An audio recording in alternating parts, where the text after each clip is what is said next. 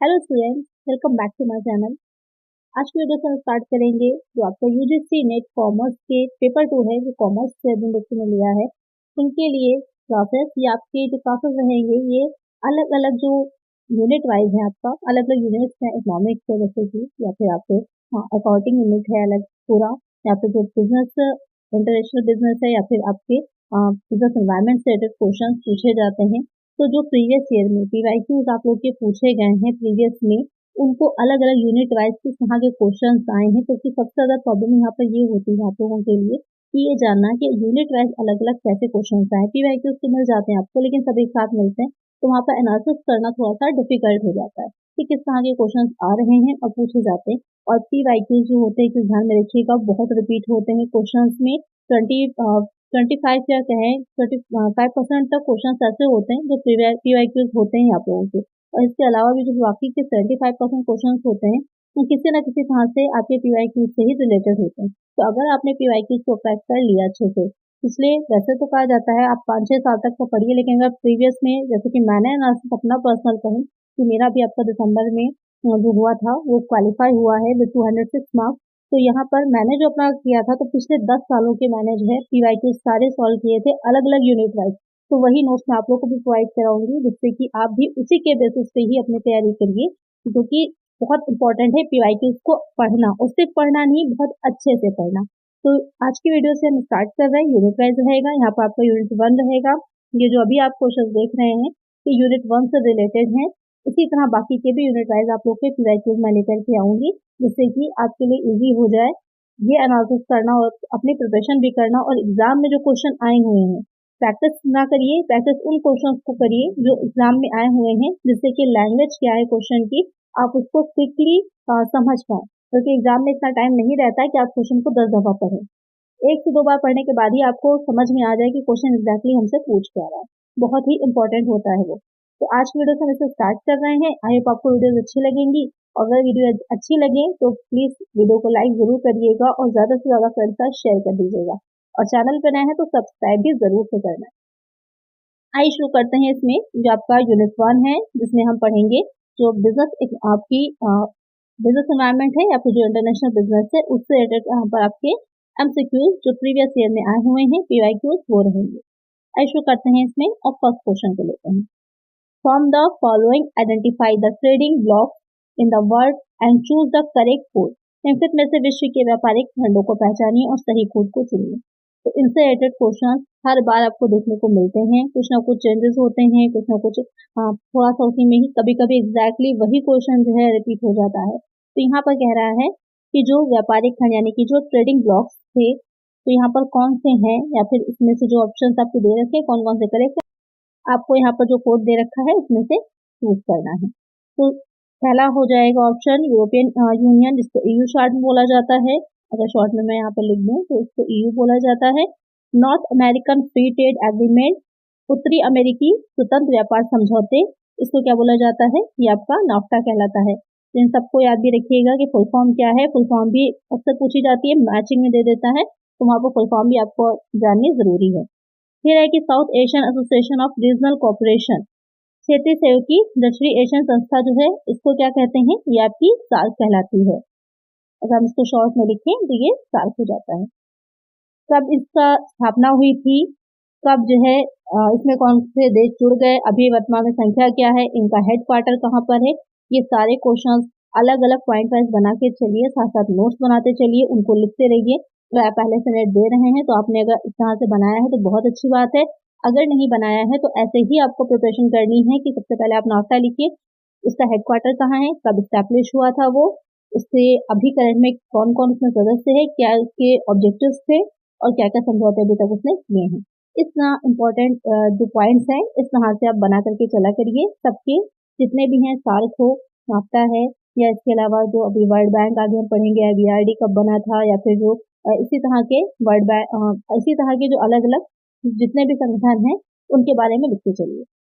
फिर यहाँ पर सेंट्रल अमेरिकन कॉमन मार्केट, केंद्रीय अमेरिकी आम बाजार, या फिर सेंट्रल अफ्रीकन कस्टम यूनियन, केंद्रीय अफ्रीकी कस्टम यूनियन। तो यहाँ पर क्या कह रहा है, जो व्यापारिक खंड, तो कुछ देश कभी कभी आपस में मिल करके कुछ अलग अलग व्यापारिक समझौते करते हैं, इसके लिए अपना एक अलग ग्रुप समझ लीजिए बना लेते हैं, तो वो ग्रुप क्या कहलाता है, वो आपका व्यापारिक खंड या फिर ब्लॉक है या संघ कह सकते हैं, वो कहलाता है। तो यहाँ पर ये जो आपके पांचों ऑप्शन दे रखे हैं उसमें से कौन सा ऑप्शन अगर हम कहें कि करेक्ट है, तो ईयू आपने यूरोपीय यूनियन पढ़ा होगा, वो करेक्ट हो जाएगा। इसके अलावा यहाँ पर जो नाफ्ता है वो भी एक संगठन है, ये भी करेक्ट हो जाएगा। इसके अलावा हम बात करें तो यहाँ पर जो ई ऑप्शन है सेंट्रल अफ्रीकन कस्टम यूनियन, केंद्रीय अफ्रीकी कस्टम यूनियन जो है वो आपका करेक्ट हो जाएगा। तो यहाँ पर करेक्ट आंसर क्या होगा, ऑप्शन डी हो जाएगा।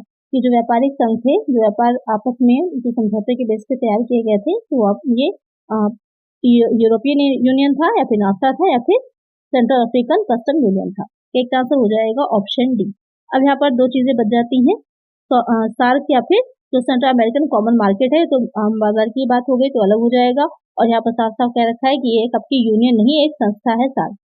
यहाँ पर बात हो रही थी जो ब्लॉक बना तो एक संघ, एक यूनियन जो बनाया गया था, तो ये तीनों यूनियन थे, लेकिन ये दोनों क्या हो जाएंगे आपकी एक संस्था है, और ये जो डी है ये एक मार्केट के तौर पे है। तो यहाँ पर करेक्ट आंसर है आपका ऑप्शन डी। तो इस तरह के क्वेश्चन में ही बच्चे ऐसे कंफ्यूज हो जाते हैं, बहुत से बच्चे इसमें सार्क को भी शामिल कर लेंगे जो कि गलत हो जाएगा।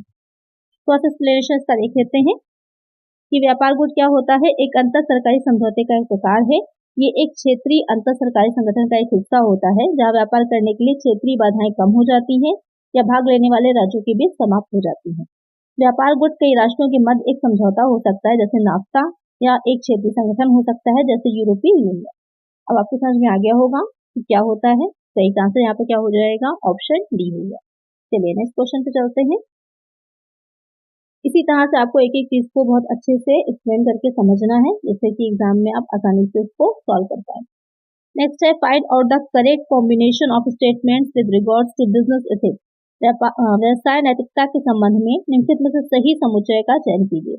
तो बिजनेस एथिक्स होते हैं उसके बारे में आपको यहाँ पर 3 ऑप्शन बताए हैं, उसमें से आपको ये देखना है कि कौन कौन से ऑप्शन करेक्ट हैं। Business ethics is the behaviour that a business address to in its daily dealing. व्यवसाय नैतिकता व व्यवहार है जिसका पालन नित्य प्रति के लेन देन में किया जाता है। The ethics of a particular business can be diverse. किसी विशिष्ट व्यवसाय की नैतिकता भिन्न हो सकती है। Business ethics has nominative and descriptive dimensions. व्यवसाय नैतिकता के नियामक और विवरणात्मक आयाम होते हैं। अब आपको बताना है कि इसमें से कौन से करेक्ट हैं। जैसे कि हमको साफ साफ समझ में ही आ रहा है, यहाँ पर कोई क्वेश्चन ऐसा कंफ्यूजन वाला है ही नहीं कि तीनों ही एथिक्स आपके करेक्ट हैं, ये तीनों ही माने जाते हैं, या कह सकते हैं कि ये आपके पूरी कॉम्बिनेशन है एथिक्स का। करेक्ट आंसर जो बनेगा वो आपका ऑप्शन डी हो जाएगा, जहाँ पर ऑल है, ए बी एंड सी। तो कभी कभी यहाँ पर नहीं भी जुड़ा रहता है, नॉट भी लिखा होता है। जैसे कि अभी जो आपका दिसंबर में पेपर हुआ है वहां पर भी काफी बच्चे कंफ्यूज हो गए थे, एक क्वेश्चन में नॉट लगा हुआ था लेकिन वहां पर कंफ्यूजन हो गई थी। अभी आगे प्रीवियस ईयर के क्वेश्चंस में जो लेकर आ रही हूँ तो वहां पर वो भी आएंगे। ये जो आपके क्वेश्चंस में लेकर के आएंगे 2015 के क्वेश्चंस हैं। 2015 में जो क्वेश्चंस आए थे, लेकिन आप देख सकते हैं कि ये क्वेश्चंस ऐसे हैं जो अभी भी रिपीट हो रहे हैं, ऐसे ही सेम एग्जैक्टली क्वेश्चंस हैं। तो पिछले 10 सालों के पेपर से अगर आप सॉल्व कर ले जाते हैं तो इतना मान के चलिए कि आपने नेट क्रैक कर लिया इस बार का। तो इसलिए पूरे पेपर्स वहां से लेकर अभी तक के यूनिट वाइज में आप लोग के लिए जरूर से लेकर के आऊंगी, जिससे कि आपकी काफी हेल्प हो सके। लेकिन आपको एक काम करना है, वीडियो को लाइक जरूर से करना है और चैनल को सब्सक्राइब कर देना है। यहाँ पे क्लियर हो गया होगा क्या होते हैं, थोड़ा सा देख लेते हैं। व्यवसायिक नैतिकता अप्लाइड नैतिकता का ही एक रूप होता है। व्यवसायिक नैतिकता नैतिक सिद्धांतों तथा नैतिक समस्याओं की परख करती है जो एक व्यावसायिक माहौल में उत्पन्न होती हैं।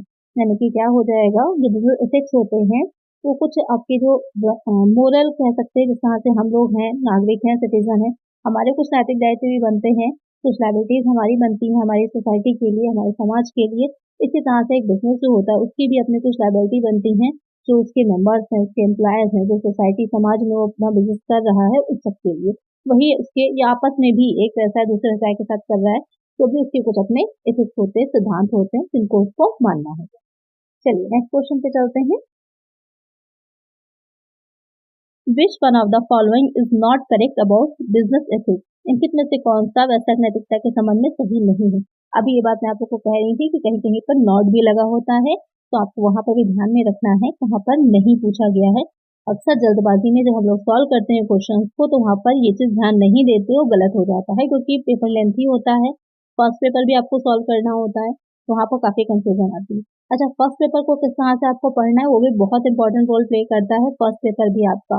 तो उसे कैसे आपको प्रिपेयर करना है, अगर आप वो भी जानना चाहते हैं तो कमेंट करिएगा, मैं आपको बताऊंगी कि किस तरह से मैंने फर्स्ट पेपर को प्रिपेयर किया था। मेरे उसमें फर्स्ट पेपर में 38 क्वेश्चन थे करेक्ट थे, जो कि बहुत इंपॉर्टेंट रोल प्ले किए इस बार के अच्छे मार्क्स गेन करने के लिए। तो आप लोग मुझे कमेंट करिएगा, या कौन से चैनल्स आपकी हेल्प कर सकते हैं फर्स्ट पेपर की प्रिपरेशन में, वो भी मैं आप लोग को बताऊंगी। यहाँ पर कौन सा नैतिकता के संबंध में सही नहीं है वो देख लेते हैं। Business ethics reflects the philosophy of business. व्यवसाय नैतिकता व्यवसाय दर्शन को परिलक्षित करती है। Business either is a form of applied ethics. व्यवसाय नैतिकता व्यवहार नैतिकता का ही एक रूप होती है। Business ethics are governed by the government policies. व्यवसाय नैतिकता सरकारी नीतियों द्वारा शासित होती है। या फिर ethics are the standards which govern decisions on daily basis. नैतिकता वे मानक है जो दैनिक आधार पर निर्णयों को शामिल करते हैं। अब आपको बताना है कि कौन सा इसमें से रॉन्ग है, बिजनेस एथिक्स नहीं है। तो यहाँ पर जो पहला पॉइंट कह रहा है व्यवसायिक दर्शन को करेक्ट है कि बिजनेस की फिलॉसफी को उसको एक तरह से प्रदर्शित करते रिफ्लेक्ट करती है, करेक्ट हो जाएगा। फॉर्म ऑफ अप्लाइड एथिक्स ये भी करेक्ट है, व्यवहारिक नैतिकता का ही एक रूप होता है, जैसे कि अभी मैंने बताया ही आपको। सी पॉइंट जो कह रहा है कि ये गवर्नमेंट के द्वारा ये पॉलिसीज बनाई जाती हैं, उन्हीं के बेसिस पे होता है, ऐसा नहीं होता है कि गवर्नमेंट के द्वारा नहीं बनाई गई पॉलिसीज हैं। जो बिजनेस एथिक्स होते हैं वो हर बिजनेस में एक तरह से कहिए कि साथ साथ चलते हैं, या इसको इस तरह से भी ले सकते हैं कि इसको औद्योगिक नैतिकता भी कहा जाता है, कि अपने बिजनेस में एक दूसरे के साथ काम करने के कुछ अपने रूल्स होते हैं जो अपने आप डेवलप हो रहे हैं, उनके पीछे कोई गवर्नमेंट पॉलिसीज नहीं होती है, फिर गवर्नमेंट उसको गवर्न नहीं करती। तो ये सी वाला पॉइंट ही क्या है, रॉन्ग हो जाएगा। और आपसे यही पूछा था कि क्या बिजनेस एथिक्स नहीं होते, तो एक आंसर होगा यहाँ पर ऑप्शन सी। जैसे कि यहाँ पे एक्सप्लेनेशन में देख लेते हैं कि व्यावसायिक नैतिकता, जिसे औद्योगिक नैतिकता भी कहा जाता है, यह नैतिकता या व्यावसायिक नैतिकता का एक रूप है जो व्यावसायिक वातावरण में उत्पन्न होने वाली नैतिक समस्याओं तथा नैतिक सिद्धांतों की जांच करता है। व्यावसायिक नीतियां सरकारी नीतियों द्वारा शासित नहीं होती हैं, इसलिए कथन सी जो है वो गलत हो जाएगा। तो आपको क्लियर हो गया होगा। चलिए नेक्स्ट क्वेश्चन लेते हैं। Any country consistently facing balance of payment deficiency can approach। कोई भी देश जिसे भुगतान बकाया की कमी या निरंतर सामना करना पड़ रहा है, वह देश निम्नलिखित में से किसके साथ संपर्क कर सकता है। यानी कि जो उसका बैलेंस ऑफ पेमेंट है वो उसमें डिफिशियंसी है, वो इक्वल नहीं आ रहा है, उसमें डिफिशियंसी आ रही है या फिर सरप्लस नहीं हो रहा, तो वहां पर वो किसकी हेल्प ले सकता है। ये ऑप्शन दे रखे हैं, वर्ल्ड बैंक की, या फिर द स्मिथसोनियन इंस्टीट्यूट की, IMF या फिर IBRD, दोनों।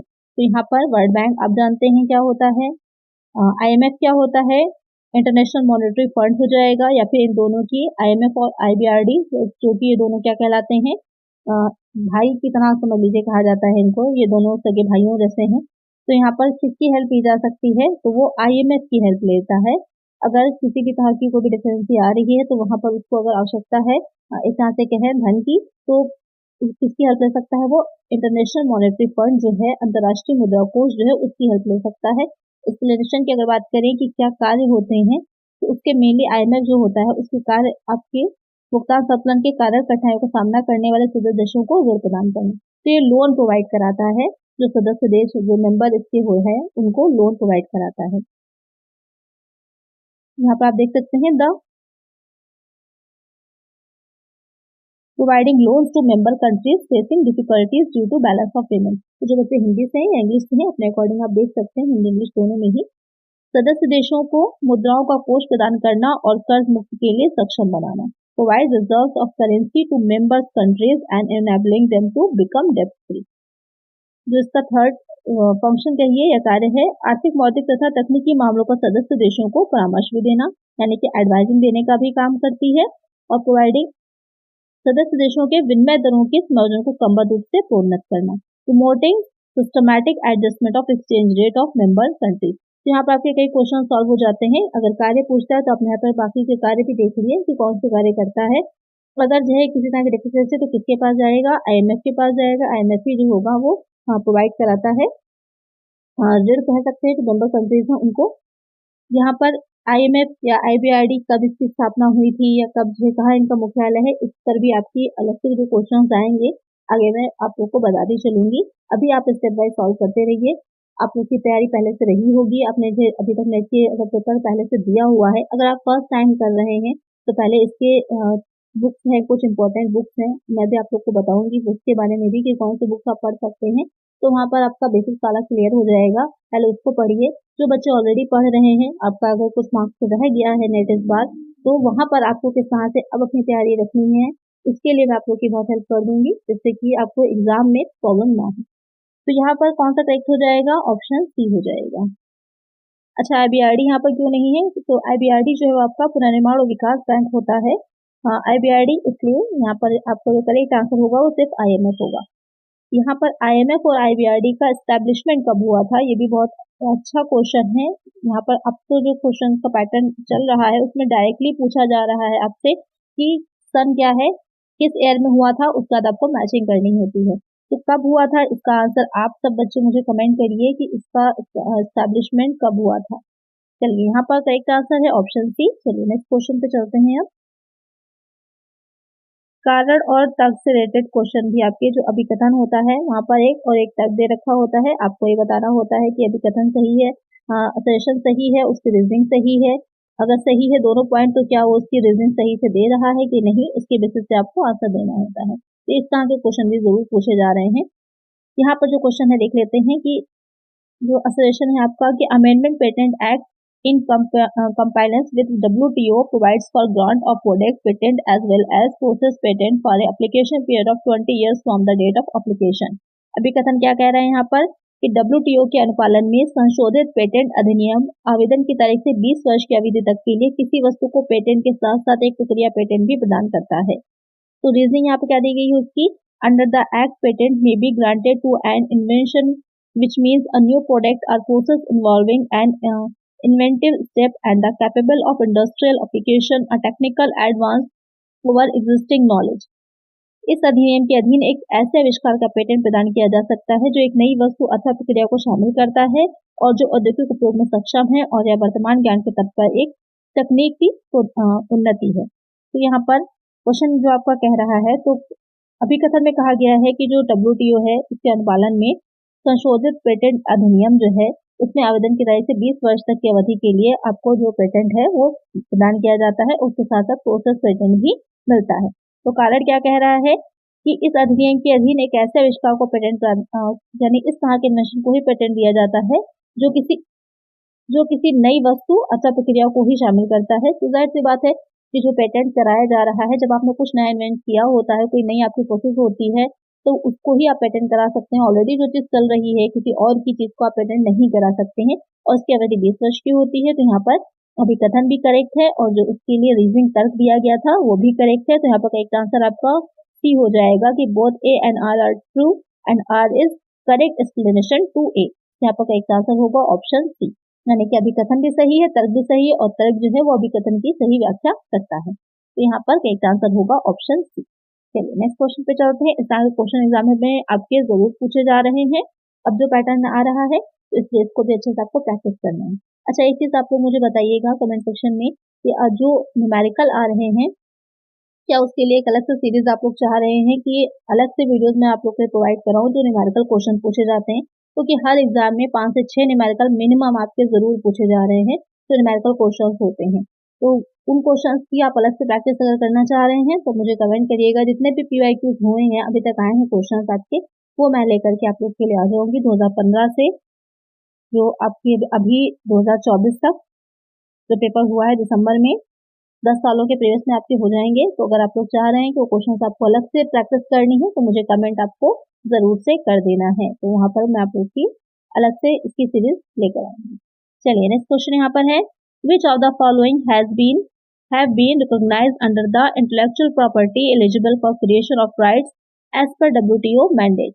WTO के अधिवेश के अनुसार बौद्धिक संपदा के अधीन अधिकारों के सृजन के लिए निम्नलिखित में से किसे पात्र माना गया है? Computer software, music, disc, performing art, geographical indicator, global positioning system या फिर journals, books, seeds, design, brand. यहाँ पर क्वेश्चन क्या कह रहा है कि WTO के अधिवेशन का जो बौद्धिक संपदा के अधीन यानी जो IP एक्ट है उसके अंडर में अधिकारों के सृजन के लिए निश्चित में से किसे पात्र माना, यानी कि कौन कौन इसमें आता है। जो इंटेलेक्चुअल प्रॉपर्टी एक्ट है इसमें कौन कौन आ रहा है, तो यहाँ पर कौन सी चीजें इसमें शामिल की जाती हैं। यहाँ पर आपको दे रखे हैं कोर्स, इसके अकॉर्डिंग आपको बताना है। तो कौन से इसमें चीजें शामिल की जाती हैं? तो यहाँ पर ए वाला पॉइंट ये भी आपका शामिल होता है, बी वाला पॉइंट भी शामिल होता है और डी भी शामिल किया जाता है, लेकिन ये ग्लोबल पोजिशनिंग सिस्टम ये आपका शामिल नहीं होता। तो करेक्ट आंसर ए, बी और डी होगा। अगर हम कोर्स में देखें तो यहाँ पर जो सी वाला पॉइंट आ रहा है ये आपका करेक्ट हो जाएगा। यहाँ पर इस तरह से भी सॉल्व कर सकते हैं कि आपको जहाँ जहाँ पर सी होगा वो चीजें क्या होंगी आपकी बाहर हो जाएंगी। तो ए वाले में है सी, बाहर कर दीजिए, बी में भी है तो ये भी नहीं हो सकता और डी में भी है तो ये भी नहीं हो सकता, बचेगा कौन? आपका सी पॉइंट ही बचेगा। तो इस तरह से भी आप क्वेश्चन को सॉल्व कर सकते हैं अगर आपको आंसर नहीं समझ में आ रहा। और नेट में स्पेशली इन चीजों को ध्यान में रखिएगा कि इस वाले मेथड का भी हम यूज करते हैं क्वेश्चन को सॉल्व करने के लिए, क्योंकि हर क्वेश्चन आपको आता हो ऐसा जरूरी नहीं है। तो वहां पर जो चीज आपको ये लग रही है कि ये नहीं हो सकती, उसी पॉइंट को देखिए और ऑप्शंस में ढूंढिए कि जहां जहाँ वो पॉइंट है वो आपका बाहर हो जाएगा, जो बच रहा है वही आंसर होगा। कई बार ऐसा भी होता है क्योंकि निगेटिव मार्किंग नहीं है, आपको पूरे क्वेश्चन सॉल्व करने हैं, इस मेथड का यूज भी आप कर सकते हैं। तो लेकर एक आंसर हो जाएगा ऑप्शन सी। अब थोड़ा सा एक्सप्लेनेशन इसका देख लेते हैं कि बौद्धिक संपदा अधिकार या वास्तव में एक अमूर्त संपत्ति है जो पदार्थ के माध्यम से भौतिक रूप लेने या पूर्ण मानव मस्तिष्क में उत्पन्न होती है। मतलब कहने का ये है कि जो इंटेलेक्चुअल प्रॉपर्टी राइट्स होते हैं, this is actually an intangible property, एक अमूर्त संपत्ति है जिसको आप देख नहीं सकते, विच arises in the human mind before taking a physical form through matter। यानी कि आप इसको इम्प्लीमेंट कर पाए इससे पहले आपके माइंड में पूरा क्रिएट होता है कि किस तरह की क्या चीज कैसे इन्वेंट करनी है, उसके बाद आप उस चीज को क्रिएट करते हैं। This property is actually to provide protection to human thought and the process of this thought. ये कह सकते हैं कि ये संपत्ति वास्तव में क्या करती है, मनुष्य यानी कि हम जो कुछ भी सोच रहे हैं, जो कुछ भी विचार कर रहे हैं, उसको सुरक्षित करने के लिए, यानी कि हमने अगर कुछ अपना अलग से बनाया है तो कोई दूसरा उसको कॉपी ना कर सके, उसके लिए यहाँ पर आपको राइट दिया जाता है बौद्धिक संपदा अधिकार। अब ये किस तरह का होता है, मेनली आपके दो टाइप यहाँ पर बताए हैं कि दो तरह श्रेणियों में आप वर्गीकृत कर सकते हैं। एक हो जाता है इंडस्ट्रियल प्रॉपर्टी राइट, दूसरा हो जाता है copyright and related right. Industrial property rights and include, इसमें आपके क्या आ जाएंगे, पेटेंट है, ट्रेडमार्क है, इंडस्ट्रियल डिजाइन है या फिर सोर्सेज हैं, ये सारी चीजें इसमें शामिल हो जाती हैं। तो इसको भी अच्छे से समझ लीजिएगा कि किसमें क्या आता है, कितने तरह के होते हैं, क्योंकि एग्जाम में इससे रिलेटेड क्वेश्चन आपके बनते हैं, तो आपको ये पता होना चाहिए। अगर हम बात करें कि इसके लिए मानक या फिर जो उसके स्टैंडर्ड से कौन डिसाइड करता है, तो WTO ने, जो WTO है वर्ल्ड ट्रेड ऑर्गेनाइजेशन जो है वो इसमें डिसाइड करता है, जिसके मानक होते हैं। उसके अंडर में क्या है, 1994 में गैट्स का जो आपका 8वां चरण था, उस 8वें दौरे में ऋग्वेद चक्र जिसे कहा जाता है, ट्रिप्स की स्थापना जो हुई थी, TRIPS, ये भी एग्जाम में पूछा जाता है। ट्रिप्स इसकी फुल फॉर्म क्या होती है, trade related aspects of intellectual property rights, ये इसकी फुल फॉर्म है जो कि तय करता है। इसके अंतर्गत IPR जो आपके इंटेलेक्चुअल प्रॉपर्टी राइट, जिसे शॉर्ट में IPR बोला जाता है, ये डिसाइड किए जाते हैं कि किससे रिलेटेड क्या क्या चीजें इसमें रहेंगी। बाद में से जो आपके विश्व बौद्धिक संगठन संपदा संगठन WIPR बना था, वर्ल्ड इंटेलेक्चुअल प्रॉपर्टी ऑर्गेनाइजेशन बनी थी, तो वहां पर यूएनओ ने उसकी एक विशिष्ट उसमें संस्था के तौर पर उसको बनाया गया था, जब से उसने काम करना अपना शुरू किया। 1970 में वो बनी थी और उसने काम करना 1974 से स्टार्ट किया था उसकी संस्था के रूप में। तो आगे जो क्वेश्चन आएंगे तो वहाँ और अच्छे से मैं आप लोग को एक्सप्लेन कर दूंगी, क्योंकि ये मेन पॉइंट्स होते हैं जहाँ से क्वेश्चन आपके बनते हैं, तो इसको आपको ध्यान में रखना है। तो आई होप आपको समझ में आ गया होगा अच्छे से इस क्वेश्चन के बारे में। चलिए नेक्स्ट क्वेश्चन पे चलते हैं।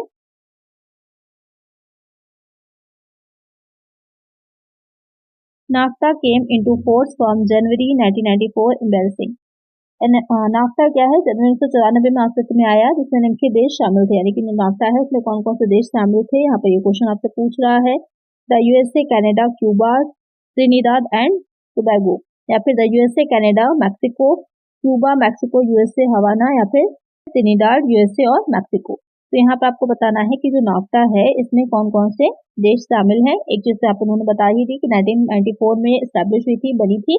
ये इसको सारे सन इसके एक अलग एक जगह पर आप लोग नोट कर लीजिए, क्योंकि मैचिंग वाले क्वेश्चन बहुत पूछे जा रहे हैं आजकल। तो मैचिंग में अगर आपसे पूछा जाता है, एक तरफ संस्था का नाम होगा, एक तरफ मैचिंग होगी, तो वहां पर आपको आसानी हो जाएगी, वो क्वेश्चन आपकी गलत नहीं होगी। और क्रोनोलॉजिकल क्वेश्चन भी पूछे जाते हैं कि कौन सी चीज पहले बनी थी। तो इसमें अगर आप एक जगह पर लिख लेंगे और इसमें ये चीज ध्यान में रखकर लिखिएगा कि जो चीज पहले बनी थी उसको पहले लिखिए, उसके बाद दूसरी चीज को। तो सीरियल में भी आपको याद रहेगा, तो अगर आपको सन नहीं भी याद है, सीरियल याद है कि किस सीरियल में आपने लिखा था, तो वहां पर आपको ये आइडिया रहेगा कि इसके बाद ये चीज आई थी, तो उससे आप भी आप मैचिंग कर सकते हैं। सब शॉर्टकट होते हैं, एक तरह से कहें तुक्का भी लगाने की टेक्निक कह सकते हैं। अगर आपको एग्जैक्टली नहीं याद है सन, तो वहां पर इस मैथड का यूज भी आप कर सकते हैं। तो यहाँ पर इसमें कौन से देश शामिल हैं जो क्वेश्चन कह रहा है, तो बी वाला पॉइंट करेक्ट हो जाएगा, यूएसए, कनाडा और मैक्सिको। अगर हम बात करें कि क्या है, तो नाफ्ता क्या है, north American free trade agreement. ये एक ठहराव है जो कि 1 जनवरी 1994 को अस्तित्व में आया था कि North American free trade agreement, this agreement came into force on 1 January 1994। The aim of this three trade agreement between the USA, Canada and Mexico, यहाँ पर 3 ही देश हैं शामिल, यूएसए, कनाडा और Mexico, has been to face the challenges posed by the economic policies of the European Economic Community and Japan। यहाँ पर ये जो बनाया गया था 1 जनवरी 1994 को ही बनाया गया था। इसमें कौन शामिल है, यूएसए, कनाडा और मैक्सिको शामिल है। ये एक त्रिस्तरीय ठहराव है। इसका उद्देश्य यूरोपियन आर्थिक समुदाय और जापान की आर्थिक नीतियों के से उत्पन्न जो चुनौतियां थी उसका सामना करना था। तो क्यों बना था ये भी पता चल गया, कौन से देश शामिल है वो भी पता चल गया, कब बना था हमको ये भी पता चल गया, और फुल फॉर्म भी हमें यहाँ पर दिख गई। तो यहाँ पर 4 क्वेश्चन आपके सॉल्व हो जाते हैं। करेक्ट आंसर हो जाएगा ऑप्शन बी। तो ये तरीका होता है जो आपके PYQs हैं उनको पढ़ने का, उनको सॉल्व करने का, जिससे कि कितने और नए क्वेश्चन निकल के आते हैं, और जो आपके एग्जाम में नए क्वेश्चन आ रहे हैं वो इन्हीं में से ही होंगे, अलग से कहीं से नहीं पूछा जाता। एक पैटर्न है, उसी पैटर्न को ही हमेशा जो एनटीए है वो फॉलो कर रहा है, यूजीसी फॉलो कर रहा है, उसी के बेस पर ही आपके क्वेश्चन बनते हैं। तो इस चीज को आपको क्रैक करना है, और अगर आपने इसको क्रैक कर लिया तो एग्जाम बहुत इजी निकाल लेंगे अच्छे मार्क्स से। चलिए इस क्वेश्चन पे चलते हैं। The master treaty of February 1992 renamed the European community as. फरवरी 1992 की वार्षिक संधि के द्वारा यूरोपियन समुदाय का नाम बदलकर निम्नलिखित में से क्या रख दिया गया था। ये क्वेश्चन पूछ रहा है यूरोपियन यूनियन या फिर European economic union, European monetary union या फिर यूरोपियन इकोनॉमिक कम्युनिटी, क्या रख दिया गया था। तो बहुत ही सिंपल है क्वेश्चन, ये आपका द यूरोपियन यूनियन EU रखा गया था। अभी इसके बारे में आपने प्रीवियस क्वेश्चन में भी पढ़ा। एक तरह से यहाँ पर ऑप्शन ए हो जाएगा। है क्या ये, अगर ये बात करें हम, तो मास्टर संधि इस फरवरी 1992 में हस्ताक्षर किए गए और नवंबर 1993 में अस्तित्व में आया, का नाम बदलकर द यूरोपियन यूनियन रखा गया। यूरोपीय आर्थिक संघ और यूरोपीय मौद्रिक संघ के बीच एक करीबी लिंक कहा जाता है। ये मौद्रिक संघ में भाग लेने वाले देशों के लिए मौद्रिक और राजकोषीय लक्ष्य निर्धारित करता है। तो क्या है संधि, ये भी पता चल गया आपको, कब हुई थी ये भी, और अब उसका नाम क्या है, यूरोपियन यूनियन हो जाएगा। करेक्ट आंसर है ऑप्शन ए। चलिए नेक्स्ट क्वेश्चन है, विच one of the following is not a member the association of south east Asian country in Nations, यानी कि आसियान। निम्नलिखित में से कौन दक्षिण पूर्व एशियन राष्ट्रों के संघ, जिसको आसियान बोला जाता है, का एक सदस्य राष्ट्र नहीं है। Singapore, Malaysia, Thailand, Sri Lanka. यहाँ पर क्वेश्चन कह रहा है कि आसियान का कौन सदस्य नहीं है।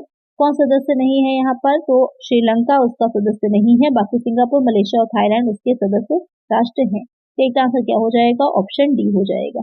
है क्या ये, तो ये आपका एक अंतर सरकारी संगठन है जो दक्षिण पूर्व एशिया में आर्थिक, राजनीतिक और सामाजिक सहयोग को बढ़ावा देता है।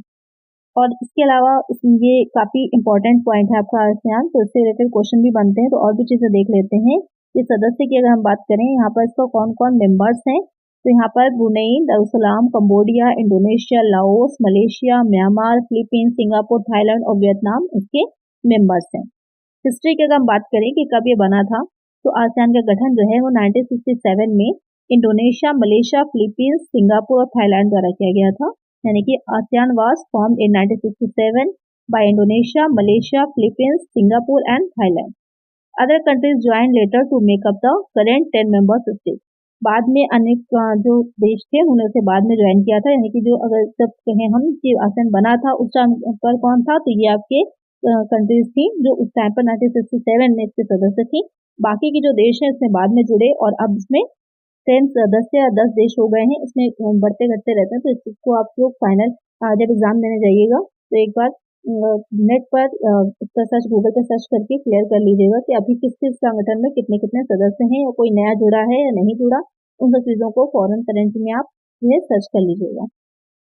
यहाँ पर 2015 में आसियान में स्थिर समृद्ध और एकीकृत दक्षिण पूर्व एशिया सुनिश्चित करने के लिए आसियान समुदाय की शुरुआत की गई थी। तो ये इसकी हिस्ट्री हो जाती है। अब आ जाता है एक और इम्पोर्टेंट पॉइंट कि उद्देश्य क्या है इसके, किस ऑब्जेक्टिव से इसको बनाया गया था। तो क्षेत्रीय शांति और स्थिरता को बढ़ावा देना, promote regional space and regional piece and stability, आर्थिक विकास, सामाजिक प्रगति और संस्कृति विकास में तेजी लाना, accelerated economic growth, social progress and cultural development. सारी चीजों के ऑब्जेक्टिव भी आपको पता होना बहुत जरूरी है कि किसका उद्देश्य क्या था। कुछ का उद्देश्य होता है फ्री ट्रेड व्यापार जो है बिजनेस को करना विद फ्रीड, चारों तरफ से मुक्त, मतलब जो है किसी भी तरह के टैरिफ से, इन सब चीज़ों से मुक्त ये उद्देश्य हो जाता है। कभी कभी संधि की जाती है कि किसी और तरह का कोई भी बाउंड्रीज नहीं बनाई जाएंगी, नहीं रखी जाएंगी व्यापार में। तो बहुत से अलग अलग चीज़ों से रिलेटेड होती है, तो इसका क्या पर्पस है, क्या उद्देश्य है, उसको जोर से ध्यान में रखिएगा और पढ़ लीजिएगा। दूसरा पॉइंट है कि आर्थिक विकास वाला, और थर्ड हो जाएगा न्याय और कानून के शासन का सम्मान करना, respect justice and the rule of law. Fourth है संयुक्त राष्ट्र चार्टर सिद्धांतों का पालन करना, root to the principle of the United Nation charter. तो ये मेन इसके ऑब्जेक्टिव थे जिससे आसियान बनाया गया था। चलिए नेक्स्ट क्वेश्चन पे चलते हैं। यहाँ पर आपको मैचिंग का क्वेश्चन है, लिस्ट 1 और लिस्ट 2 दे रखी है। Match the items of list 1 with the items of list 2 and select the correct answer with the force given below. यहाँ पर आपको आपस में मैच करना है करेक्ट कौन सा। सार्क है, आसियान है, ईयू है और नाफ्टा है। सामने दे रखा है फिलीपींस, कनाडा, अफगानिस्तान और हंगरी। आपको मैच करना है कि करेक्ट इसमें से क्या है। यहाँ पर क्वेश्चन देख के चीज क्लियर हो रही है कि आपके ये नहीं दे रखा है कि मुख्यालय, यहाँ मुख्यालय नहीं है, यहाँ पर सदस्य राष्ट्र है, आपको देखने हैं कि कौन किसका सदस्य है, तो उसको ध्यान में रख करके आपको मैच करना है। तो हमने अभी पढ़ा था किसके बारे में, नाफ्टा के बारे में। नाफ्टा के 3 मेन सदस्य थे या 3 कंट्रीज हैं जो उसकी सदस्य हैं, इसमें से कौन सी थी, अमेरिका, मैक्सिको और कनाडा। तो कनाडा हमको यहाँ पर दिख रहा है, अगर इसके साथ इसको हम मैच कर देते हैं तो डी का सेकंड वाला ऑप्शन करेक्ट हो जाएगा। उसके बाद अगर हम देखें कि और कौन सी चीज है, तो सार्क है। सार्क में कौन कौन से देश आ जाते हैं, कौन से शामिल हैं, तो यहाँ पर सार्क में अफगानिस्तान शामिल था, तो सार्क में आपका अफगानिस्तान के साथ हम इसको कर देते हैं। उसके बाद अगर हम बात करें आसियान की, तो आसियान में कौन शामिल था, अभी हमने उसको भी देखा था, फिलीपींस था। अब कौन सा बच जाता है, ईयू, इसमें आपका हंगरी आ जाएगा। अब देख लेते हैं कि ए के साथ थर्ड वाला किस में जा रहा है। ए के साथ थर्ड वाले को अगर हम देखें तो यहाँ पर 2 ऑप्शन आ रहे हैं, सी और डी, तो यानी कि ए और बी तो हमारा बाहर हो जाता है। उसके बाद बी में हमारा फर्स्ट ऑप्शन करेक्ट था, तो यहाँ पर सी वाला करेक्ट हो रहा है, तो डी भी बाहर हो गया, तो एक आंसर आपका सी हो जाएगा कि जो सार्क है उसमें वो अफगानिस्तान उसका सदस्य है, आसियान का सदस्य फिलीपींस है, ईयू का सदस्य हंगरी है और नाफ्टा का सदस्य कनाडा है। तो यहाँ पर अगर हम ध्यान से देखें तो एक भी पता है तो भी आप आंसर निकाल सकते हैं। बी का जो नाफ्टा में 3 ही सदस्य हैं, अमेरिका, मैक्सिको और कनाडा, तो यहाँ पर डी में आपका सेकंड वाला जा रहा है। तो ऑप्शंस में देखेंगे तो यहाँ पर सी में ही है, तो बाकी सब ऑलरेडी बाहर हो जाते हैं। तो अगर आपको एक भी पता है तो भी आप आंसर निकाल सकते हैं। जिससे यहाँ पर आपको ध्यान देना है कि क्या क्या चीजें, बहुत सी ऐसी चीजें भी होती है जो हमको नहीं एट ए टाइम याद आती हैं, तो इस तरह से भी आपका आंसर कभी भी निकल आता है। लेकिन यहाँ पर अगर डी के दो बार दे रखे होते तो थोड़ा सा वहाँ पर कंफ्यूजन और बढ़ जाती। यहाँ पर आप सिर्फ एक देखकर भी आंसर टिक कर सकते हैं अपना। करेक्ट आंसर हो जाएगा ऑप्शन सी। चलिए नेक्स्ट क्वेश्चन पे चलते हैं। Which among the following are criticism given world trade organisation. निम्नलिखित में से कौन विश्व व्यापार संगठन की आलोचनाएं हैं। आपको बताना है कि आलोचना कौन सी है डब्ल्यूटीओ की। It is not a democratic and transparent institution. ये एक लोकतांत्रिक एवं पारदर्शी संस्था नहीं है। It has domination of international trade by rich countries for the benefit of the individual interest. इसमें व्यक्तिगत हितों के लाभों के लिए अंतर्राष्ट्रीय व्यापार में अमीर देशों का प्रभुत्व रहता है। It encourages a race to the bottom in wages by pitting workers against each other rather than promoting internationally recognized labor standards. ये अंतर्राष्ट्रीय स्तर पर मान्यता प्राप्त श्रम मानकों को बढ़ावा देने के स्थान पर श्रमिकों को एक दूसरे के विरुद्ध करके मजदूरों को तल की ओर ले जाने को प्रोत्साहित करती है। It is seeking to privatize essential public services. ये अनिवार्य जन सुविधाओं का निजीकरण करना चाहता है। यहाँ पर आपको बताना है कि कौन सी जो है वो 4 ऑप्शंस में से आलोचनाएं हैं, उनके बेसिस पर आपको यहाँ पर कोड को जो देखना है कि कौन सा कोड करेक्ट होगा। तो इसका आंसर आप सभी बच्चे मुझे कमेंट करिए, सभी लोग इसका आंसर मुझे कमेंट करेंगे कि कौन सा ऑप्शन जो है वो करेक्ट होगा। तो आपने इस वीडियो में क्वेश्चंस देखे, बहुत ही इंपॉर्टेंट और अच्छे क्वेश्चंस थे, काफी और इन क्वेश्चन से एक्सप्लेनेशन से आपको क्वेश्चंस बने। तो इसी तरह से आपको PYQs हैं सॉल्व करने हैं।